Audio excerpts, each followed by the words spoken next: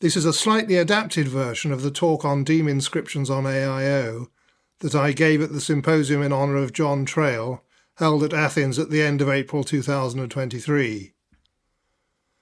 The full handout for the talk is available on my site on academia.edu. A link to it is provided in the description below. A key feature of the democratic reforms of Cleisthenes in 508 BC was a new system of organisation of the Athenian citizen body into 10 tribes, each composed of a number of demes, that's to say local communities.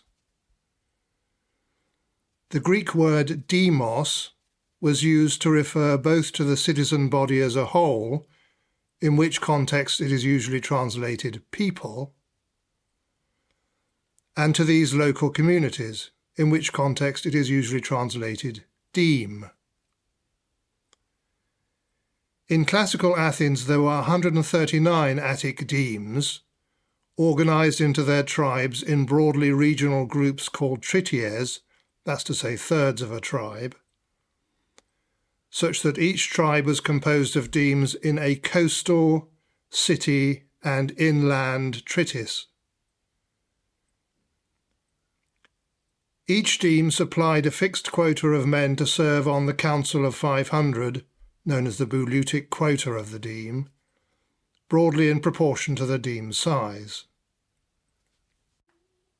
Demes were descent groups, in that subsequent to their creation, membership was acquired by descent in the male line, though there were exceptions, for example adopted children and men created citizens by decree of the Athenian Assembly. The third element of an Athenian man's name came to be the demotic, an adjective signifying his deme. Citizen women did not belong to demes in their own right, but were usually named as daughter or wife of a man of the deme. The trities seem to have been largely artificial units, which did not produce inscriptions. But the tribes, and especially the demes, functioned as active units of community, producing a wealth of epigraphical documentation.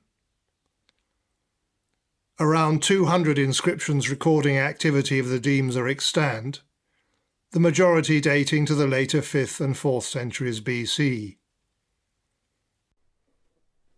The most significant category of deme document are the decrees passed by the deme assembly, or agora, comparable at local level to the decrees passed by the demos as a whole in the Athenian assembly, the ecclesia. The earliest inscribed deme decrees date to around or a little before 450 BC, though before that the Athenian assembly itself occasionally passed decrees that were inscribed in the demes. A decree of the city deme Scambonidae, now in the British Museum, and datable to about 475 to 450 BC, is one of the earliest inscribed deme decrees, and was discussed in an earlier AIO video.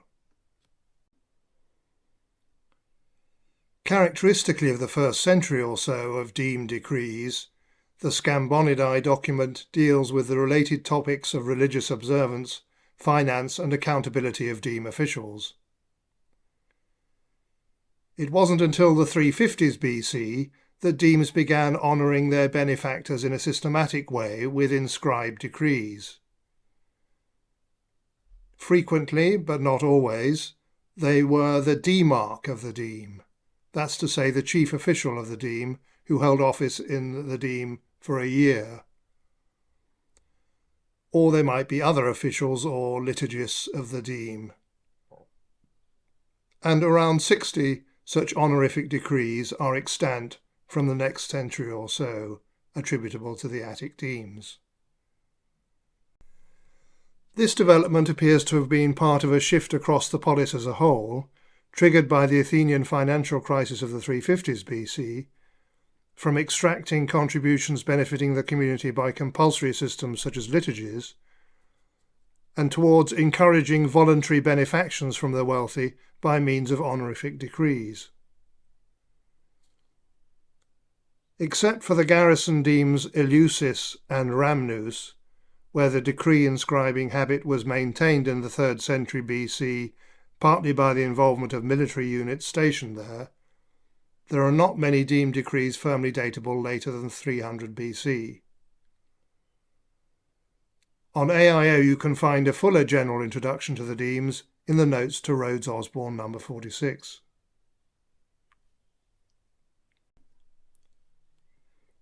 Anyone who works on the Attic demes is deeply indebted to John Traill's 2 synoptic studies, The Political Organisation of Attica of 1975 and Demos and Treatise of 1986.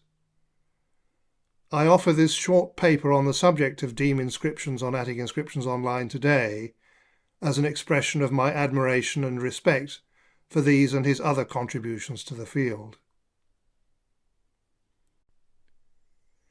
For the last year or two, I have been steadily expanding our coverage of the Attic demes on AIO, beginning with a paper I gave on the deme Eleusis in the context of a conference in Münster organised by Hans Beck in 2021, for which I uploaded onto AIO a complete set of the inscriptions of Eleusis, one of the epigraphically most prolific of all demes. Since then, I have added new deme inscriptions onto the site in tranches every few months, such that the site now covers systematically 21 demes.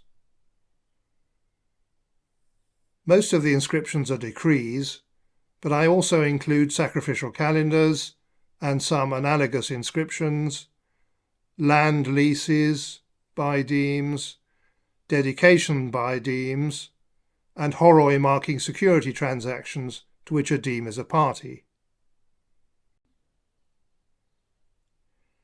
AIO's notes to Rhodes Osborne number 46 include a list of all the demes covered systematically on the site so far. The list is also at point 3 on the handout for this talk. And the list includes a link to the key entry for each deme. My plan is to publish the remaining deme inscriptions in tranches of 4 or 5 demes every 3 months or so, at which rate we shall complete the task sometime in 2024. After that, all being well, I plan to publish an AIO paper on the full set of deme inscriptions, though I must confess that I am not sure yet exactly what form that will take. I am not, I should hasten to say, doing primary epigraphy, autopsies, etc. on the inscriptions, but inevitably a few fresh textual and interpretative points occur to me as I work through the material, and it may be helpful for scholars of the demes as well as other AIO visitors to have the results available in a single volume.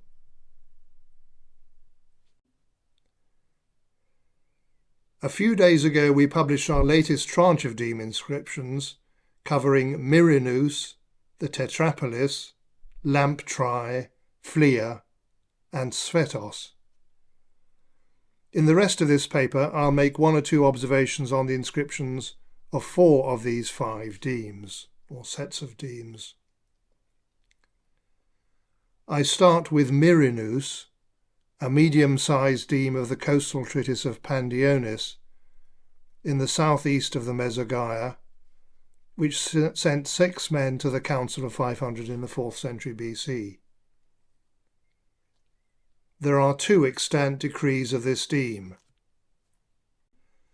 The shorter of the 2, number 4, honours a man, most likely the Phaidipos named in line 22, for financial services to the deme.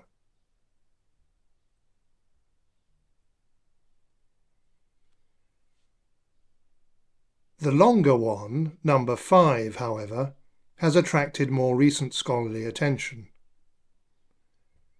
It's a rich document in several respects, providing our fullest evidence for the accounting, euthenai in Greek, of deme officials. Accountability of officials to the collective was a fundamental aspect of democratic ideology, and it is something the Athenians took very seriously at deme as well as city level. The inscription lacks its introductory lines, however, and there is no reference in its surviving text to the deme that was responsible for it. It was found near Markopoulou, which is the area of ancient Myrrhinous, and it has been conventionally ascribed to that deme. However, its specific find spot was a place called Dardiste, and in 1986 John Traill suggested that this was the location of ancient Hagnous, so not Myrrhinous but Hagnous. Such is our honoran's authority in the field that this was widely accepted, including by Ilaria Boltrigini in her study of the Attic coastal demes, and Peter Rhodes and Robin Osborne in their 4th century Greek historical inscriptions volume, where the inscription is number 63. A crucial development took place in 2013, however, with the publication of a security marker, a horos, inscription number 6, found some way to the south of Myrrhinous, which specifies the lender as the koinon Myrrhinousion, the community of the Myrrhinousians. Moreover, very unusually on such markers, it goes on to specify that the debt is to the sacred fund of Artemis Kolainis, Hieru Arguriou Artemidos Kolainidos. As the very first editor of the inscription recognised, this indicates with a clarity that is unusual in the epigraphy of the Attic demes a connection with the explicit provision in lines 27 to 30 of the Myrrhinous decree we've been discussing. The lines of the decree say, "And if anyone needs money, the priest shall lend it on adequate security of land or house or tenement block, and shall place on it a boundary marker, horos, having inscribed on it the god to whom the money belongs." This clearly implies that the decree belongs to the deme Myrrhinous and not to Hagnous, as John Traill had proposed in 1986. And in the most recent English language discussions of the decree by Humphreys and Xapo and Wilson, its reattribution from Hagnous to Myrrhinous has been duly registered.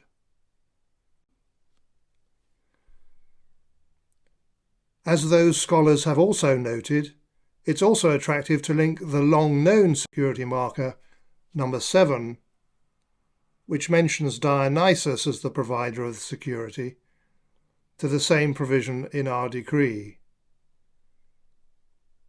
This inscription does not mention Myrrhinous explicitly, but it was found in Markopoulou, which is known to be the site of ancient Myrrhinous, and both of the two extant decrees of this deme supply evidence for the cult of Dionysus in the deme.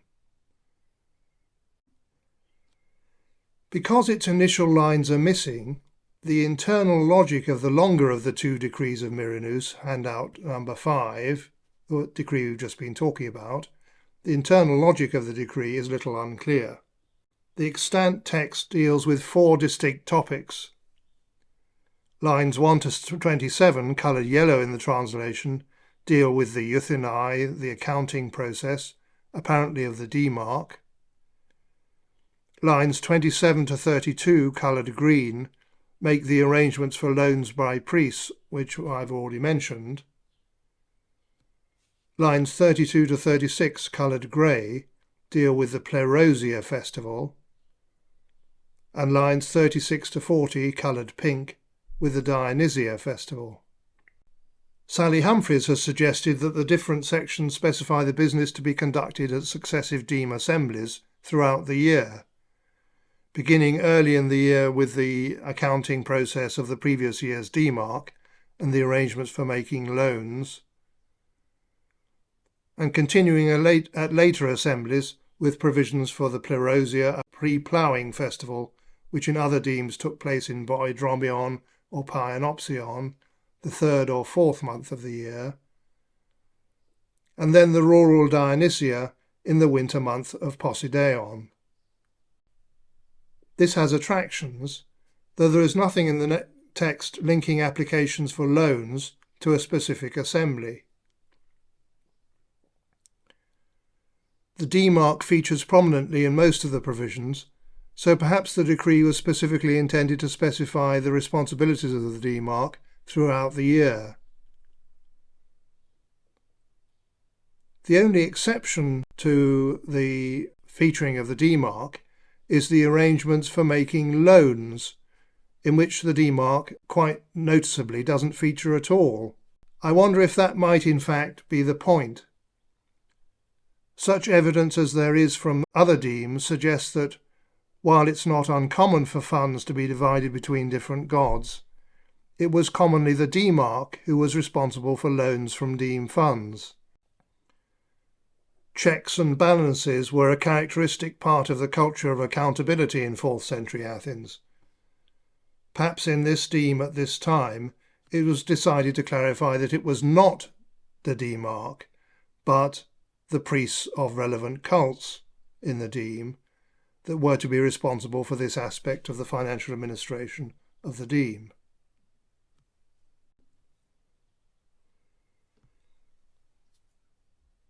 The Tetrapolis was not strictly speaking a deme, but an association of 4 demes of northeast Attica, Marathon being the largest, and the other 3 being Tricorinthos, Probalynthos, and Oinoe.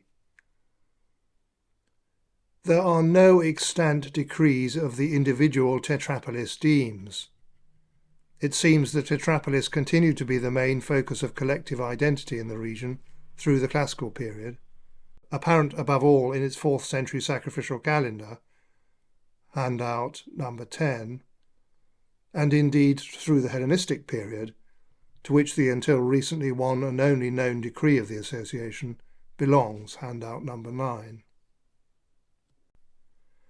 An important, well-preserved second decree of the Tetrapolis, discovered by Petrakos at Rhamnous in 1998, has recently been published in 2020, handout number 8. Probably dating to around the middle of the 4th century BC, it honours the archon of the Tetrapolis, Charidemus of Probalynthos. It was to be erected, as we learn from its final provision, in the Dionysion. As Petrakos noted, this ought to be the well-attested Dionysion at Marathon, not the one at Rhamnous. But that presents a puzzle, because the stele was found together with its base in the fortress of Rhamnous, which, while it neighboured the Tetrapolis, was not part of it. The inscription is not, it seems, a pierre errante. It is made of the local Rhamnusian marble and had never left Rhamnous. Petrakos suggests that it was ordered by the Tetrapolis from a Rhamnusian mason, but for some reason or other never delivered.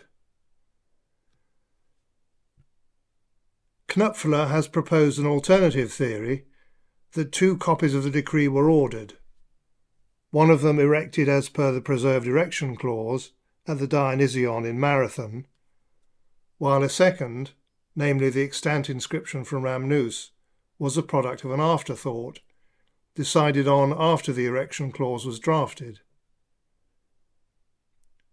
Knupfler argues that there is a parallel in the other extant decree of the Tetrapolis, which, as we learn from its erection clause, was also erected in 2 copies, one at Marathon in the Dionysion, the other in the city of Athens on the Acropolis.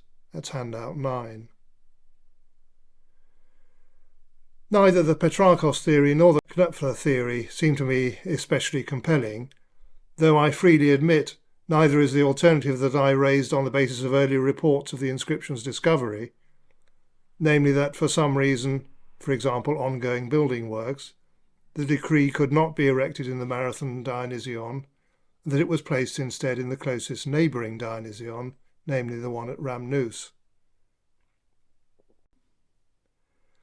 Yes, there is a parallel of sorts in a decree of the 330s honouring Piraeus priests and hieropoioi, originally intended, it seems, to be erected in the theatre of Dionysus in the Piraeus, but eventually in fact erected in the city theatre. But in that case the erection clause was corrected on the stone. In our case there can be little doubt that the decree's words imply erection in the Marathon Dionysion. As Xapo and Wilson observe, the new decree also awards proedria, priority seating, and it's difficult to see how the Tetrapolis could take upon itself to erect a permanent document of its own within the sanctuary at Rhamnus, and to award proedria at a theatre that was not its own. I agree with that observation, and I agree too that the published text of this inscription, and in particular the award of proedria, implies that there was not only a Dionysion at Marathon, but also most likely a theatre. The puzzle of the inscription's find spot remains, however. I have no new theory to propose today, but I would observe that this is not the only Tetrapolis inscription to have been found at a disconcerting location. The sacrificial calendar itself was found, again apparently in situ, up in the hills well to the west of Marathon at Kukunari. And the 5th century sacrificial calendar, which seems to have originated in the Tetrapolis area, IG 1 cube 255, was found in Chalkis on Euboea. The most important contribution of the new inscription lies in its implication that the Deme possessed its own theatre in the 4th century BC. But there is one other provision that I'd like to comment on, namely lines 5 to 8 of the recitation of the honorand's benefactions, which state, "He made all the sacrifices to the gods and heroes on the specified days and at the appropriate times."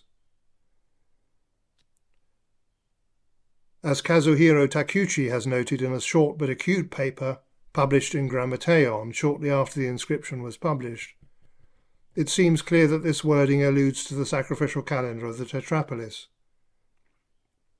And this is valuable because it is our first explicit evidence that the Archon of the Tetrapolis was responsible for the sacrificial programme, or at least aspects of it. The only official mentioned in the extant portion of the calendar as being responsible for sacrifices is the Demarch of Marathon, who is mentioned twice in the calendar, at column 2, lines 1 to 2 and 23, highlighted in yellow on the screen. The Archon of the Tetrapolis is indeed mentioned in lines 39 to 40 of column 2 of the calendar, but as eponymous of the association rather than as responsible for making sacrifices. He dates the year in question. Can we identify the sacrifices in the calendar which, according to the new decree, the Tetrapolis Archon was responsible for? The two entries for the Demarch in column 2 appear to relate to the one or two sets of offerings that follow the reference to the Demarch.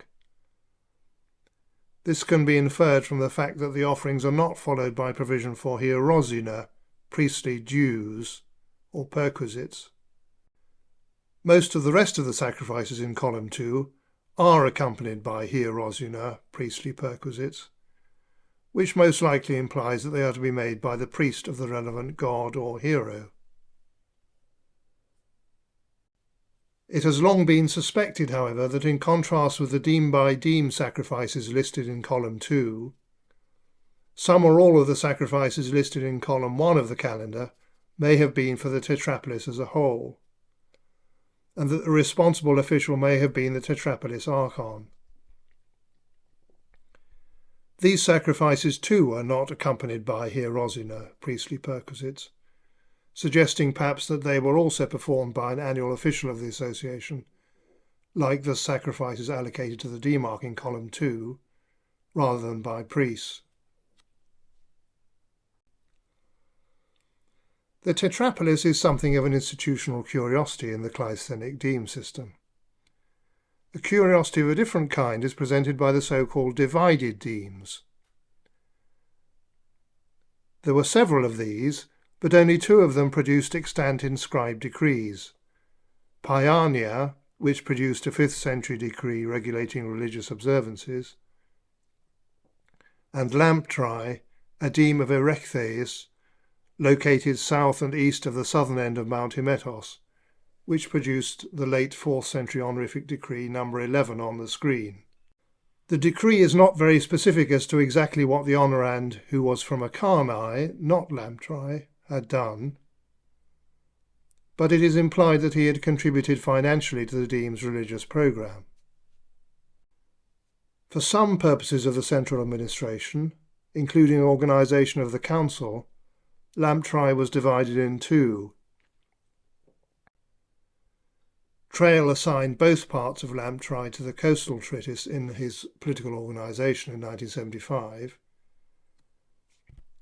but in Demos and Treatise 1986 he ascribed coastal Lamptrai to the coastal treatise and upper Lamptrai to the inland treatise. The area of the find spot of this inscription, Kitsi, is conventionally identified as the site of Lower Lamptrai, and Traill accordingly assigned our decree to that deme. He's in good company following Eliot's 1962 study of the coastal demes, and followed in turn by Whitehead, Bultrugini, and most recently Xapo and Wilson. I think this must be wrong, however, for the simple reason that, as noted by Humphreys in her recent study, the resolution clause of the decree, epse fisthai lamtriusin, refers to the Lamptraians without qualification. If the decree was passed by Lower Lamptrai, we should expect epse fisthai lamtriusin paralois or lamtriusin hupanerthen.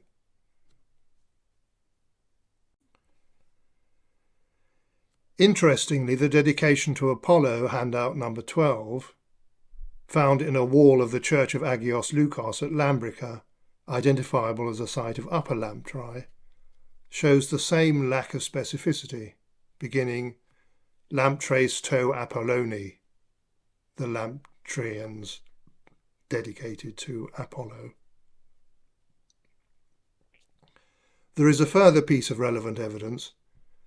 A late 4th century BC tribal decree of Erechtheus apparently provides for announcement of honours at Lamptrai at the Dionysia.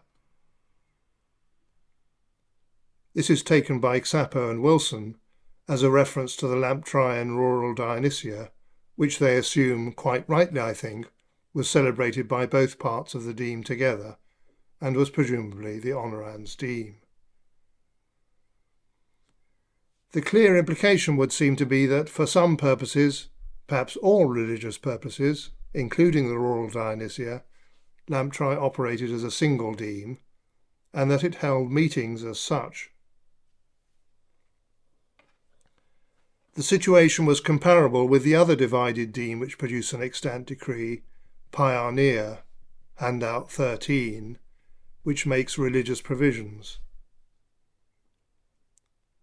The top of the inscription is missing, and the only indication of the body that passed the decree is at lines 11 to 14, which provide that it is not permitted to put these stipulations to the vote again unless 100 demesmen are present. The find spot of the decree at Leopesi implies that the deme in question was Paeania, of which there were two parts, the very small upper Paeania, Bulutic quota 1, and the much larger lower Paeania, quota 11. The conventional view is that the quorum of 100 demesmen provided for in these lines implies that this inscription must have been the product of the much larger lower Paeania. But, like Lamptrai, it's much more likely in my view, and this is also suggested by Sally Humphreys, that the deme as a whole was responsible for the religious observances in its area, and that the two parts of the deme came together to pass this decree. The deme Sphettos produced one very fragmentary decree, handout 14, but its more notable impact on the epigraphical record is a large inscribed base of a statue of Demetrius, son of Phonostratos of Phaleron, erected by the demesman, number 15 on the handout, first published in 1969. The text on the base runs, "The Sphettians dedicated this statue of Demetrius son of Phanostratos, and Tignotos made it." Now, our literary evidence records that the Athenians erected a large number, given variously and no doubt exaggeratedly as 300 or 360 statues in honour of the Demetrius son of Phanostratos of Phaleron, who controlled Athens between 317 and 307 BC. And quite understandably, this statue from Sphettos was taken by earlier commentators following the first editor as one of these 300 or 360. IG 2Q4281, the base of a statue of Demetrius son of Phanostratos of Phaleron from Eleusis, erected by the soldiers stationed there, was for a long time taken to be another of these 300 or 360. But in 1994, Stephen Tracy convincingly reascribed it and the associated decree, I Eleusis 194, to Demetrios's like-named grandson, on the basis of its cutter, dating them to about 245 to 240 BC. So the statue in Eleusis seems to relate to Demetrius of Phaleron's grandson and dates to after 250 BC. Since then, most scholars, including myself, have followed Tracy in leaving it open whether the statue erected by the Sphettians was of the elder or the younger Demetrius. Generally speaking, however, apart from the garrison demes Eleusis and Rhamnous, the demes in the Attic countryside no longer set up inscriptions in their territories by the mid-3rd century BC. There are possible exceptions among the inscriptions of Halaiic Sonides, though these may in fact predate the 240s. It is also noteworthy that the statue at Eleusis was not erected by the deme Eleusis, but by soldiers stationed there.